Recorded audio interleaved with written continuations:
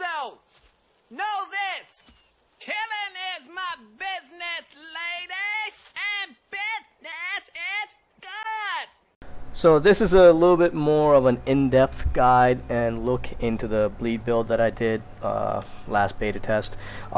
This one I'm actually going to go into the traits, the runes, the skills, and why it is that I picked the certain traits that I did. So hopefully it kind of gives you an idea of the methodology and the reasoning behind the bleed build. So to start it off, let's go with traits, and I'll give you a quick explanation of what traits I picked and why I picked them. 25 into deadly arts to pick up venomous strength and quick venoms. The reason I want to pick venomous strength is right before I do my quote-unquote combo, I put spider venoms on, and venom strength makes it so that you get a 20 seconds of might, and currently at least from the last betas, might gives you rather I think it was 90 power, which is equivalent to pretty much 2 of them, equivalent to close to half the deadly arts tree itself. So by adding venomous strength, it kind of gives me a little power boost to my burst damage. The next one I picked up is quick venoms, and again my ideology, my methodology, and my kind of playstyle is a quick hit and run kind of deal. So having 20% faster cooldown on my venoms ensures that at any given fight I can rely on constantly using venoms. There isn't really much extra that you can really want on here. There's the only other good set of traits that you can pick up is mug, but again, for my tastes, it's not useful because mug only does around base, a K worth of damage, and it's also on 30. Well, actually, it's on a 45-second cooldown because trickery is bugged. So because of that, I personally prefer quick venoms. So going into 15 acrobat, there was a big discussion about my minor trait that I picked up. I used to have might, which is every time I dodge, I get a stack of might, which lasts around 18 seconds, which is a pretty good deal. Again, when I do my full combo, and I can pretty much get 3 stacks of might, I can have 5 stacks of might after I put my venomous strength. And the reason that I like might is with 5 stacks, that's roughly equates to 450 power, extra power on top of whatever you're doing, which is a huge amount considering, maxed out one of your power traits, it's 300. So 450 on top of the 250 that I have is, in my opinion, really strong. But again, some people like to have the vigor upon healing.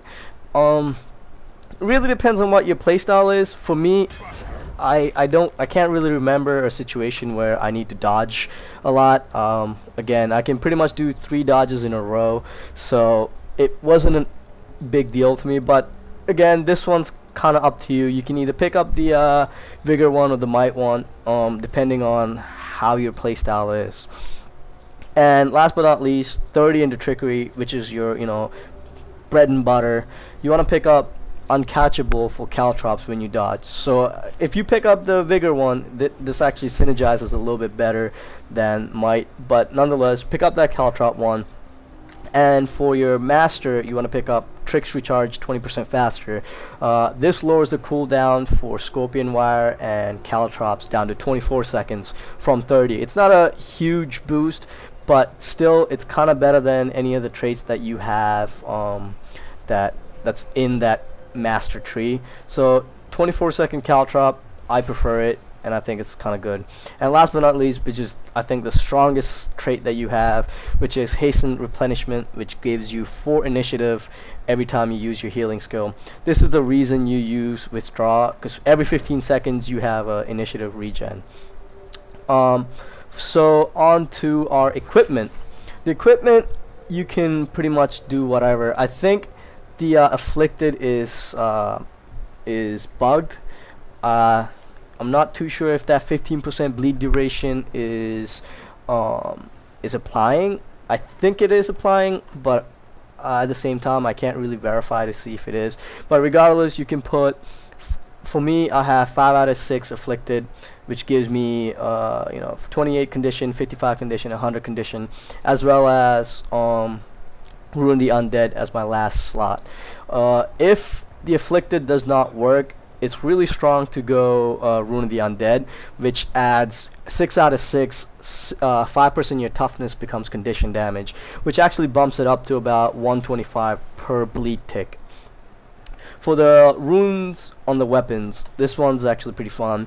For the pistol, which is your primary, increase the bleed duration, Signet of Agony. Obviously, it's one of the stronger for the condition damage thieves. And then for the offhand, I picked up 3 stacks of might whenever you swap to this weapon while in combat. The reason is I switch weapons a lot in combat, and it kind of, those 3 stacks, again, 90 times 3, 270 power. Is pretty strong. And same with my double daggers. If might isn't your thing, if you're kind of rolling with a teammate that is giving you might, maybe a warrior, you could pick up the one that chills if you switch in combat. So analyzing the skills for the Pistol-dagger, which is your primary weapon set, your auto attack is Vital Shot, which turns into sneak attack in stealth. So Vital Shot, it's a really strong skill. It does mediocre damage, but it stacks 5.5 seconds of bleed. With the Affliction one, it kind of bumps it up to about 7 seconds, meaning the equilibrium for the bleeds is around 7 stacks. The next skill is kind of useless for this build, which is Body Shot, which puts 5 stacks of vulnerability, which successfully kind of brings down any target armor level by 1. So if you use Body Shot on a heavy armor character, it brings it down to medium. If you do it on a medium, it brings it down to light. But the reason this is useless is because you're kind of relying on bleeds. So using vulnerability, which really doesn't affect bleed damage that much, it's not useful. It's kind of a waste of a valuable time, so to speak. You're better off, instead of using body shots, just use your auto attack and you'll stack your bleeding. The third skill is by far the strongest of the skills. It's probably the best kiting skill, and I'll show you in a second why it's the best. So the de facto belief that many thieves have is that the short bow is the best kiting weapon, which is true in a sense if you are in a map that has multiple vertical terrain, such as Battle for Kylo. And in fact, in the current SP PvP maps, Battle for Kylo is pretty much the only one that the short bow will kind of outshine the Pistol-dagger. The reason being, so the distance that the short bow's kind of movement skill is 900 meters. So if standing in this line, we can see that 900 meter kind of revolves around this little bush. So I can attack that bush, and it takes a good half a second for it to actually go. But using the Pistol-dagger, you can see that I'm very close to my original location. It's only literally a few feet of a distance. Whereas the infiltrator arrow, it takes a decent amount of time, which isn't the problem. The problem with infiltrator arrow is when you're in the when you're running from an attack, you're trying to kite somebody.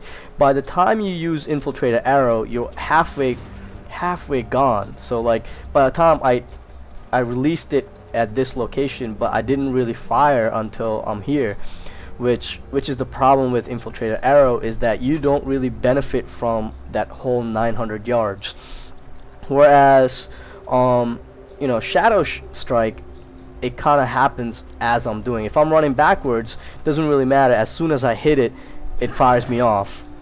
So that's why infiltrator arrow is one of the best kiting skills that thieves have at the moment, and it is my humble opinion that it outshines infiltrator arrow when you're in flat ground. Yes, it is true that when you have vertical terrain such as the steps in Battle for Kylo or the middle control point in Battle for Kylo that Infiltrator Arrow, you know, outperforms. But when you can do this multiple times, and not to mention your one skill is automatically gives you enough to use Shadow Strike, Shadow Strike really outperforms Infiltrator Arrow. Your next skill is Dancing Dagger. Dancing Dagger is a really awesome skill. It bounces between three characters, and it applies a 6.5 second movement speed debuff. So you definitely use this skill when you're trying to catch somebody. More so when you're trying to catch somebody than running away from somebody, because again, if you're trying to run away from somebody, all you had to do is dodge to apply Caltrops and Shadow Strike to kind of get away. So I personally use Dancing Dagger to catch up to somebody rather than running away. And then the last skill is your kind of bread and butter skill, which is Cloak and Dagger. Cloak and Dagger, it's a really peculiar skill. It applies a stab and then makes you stealth. So oftentimes you can actually time Cloak and Dagger to just apply your stealth aspect without actually hitting. But the reason Cloak and Dagger is your bread and butter skill is because when you go into stealth, you get your auto attack becomes sneak attack, which applies, I think, 5 stacks of bleeding or 4 stacks of bleeding. But again, since you're auto attacking and you already have 7 stacks of bleeding before you come into this combo, you're gonna pretty much at any given moment walk away with 11 stacks of bleeding. On to your secondary weapon set, which is your Dagger-dagger. You have your auto attack, which applies weakness. The word around the block is that this is actually getting changed to apply poison instead, which I am in huge favor for, because you already have a trait that when you poison targets, you apply weakness anyway. So this will, if they do make this change, I think it's really beneficial and it's much appreciated on my end. So yeah, auto attack, it's pretty nice. The stealth version of this is backstab. Some people actually have builds around backstab. I personally don't like it. I think it's too gimmicky for my tastes. So the auto attack's nice if you're trying to, you know, damage some targets, and it roughly equates to about around 1200 worth of combo damage, which is pretty good. And then the second attack is Heartseeker, which is actually an awesome skill. It's a leap that does damage based on the amount of health the player has. The less health the player has, the more damage you're gonna do. So it's an awesome skill. It benefits greatly if you're trying to just finish off somebody that's low on health, and plus it's a 450 yard. They actually increased it. It was before 250, but it's a 450 yard leap. So you want to kind of make sure if your target's low, try and get that 3 initiative to get that leap off, and it does roughly about 2k damage if the target is less than 33% health. The third and final skill on pistol, or rather not pistol, Dagger-dagger is Death Blossom, which is again one of your huge skills. It applies 3 stacks of bleeding for 13.5 seconds. With the Affliction rune, it's supposed to last 15.5. So it does a ton of damage, especially since you can stack it 3 times in a row. Another thing about Death Blossom is it's an evasive skill, so you actually evade while you attack. So it's really beneficial. You want to use it. You want to time it where you know a player is going to attack, so you want to time that evasion on top of your Death Blossom. So that pretty much wraps up the in-depth bleed guide, why I picked the skills I picked, you know, the kind of the ideology behind this build. It's really to use all your utilities and all your weapon skills to your advantage. You want to use Cloak and Dagger as much as you can. The downtime for Cloak and Dagger is about 3 seconds, so every 3 seconds you should be going in and out of stealth. It offers a lot of versatility, a lot of survivability, and overall it's a really fun build to play around with. Hope you guys like it. If you like it, subscribe and comment, and give me feedback on what you guys want to listen to, and what builds you want me to play around with, and I'll give you feedback and whatnot. Again, thanks for watching and enjoy.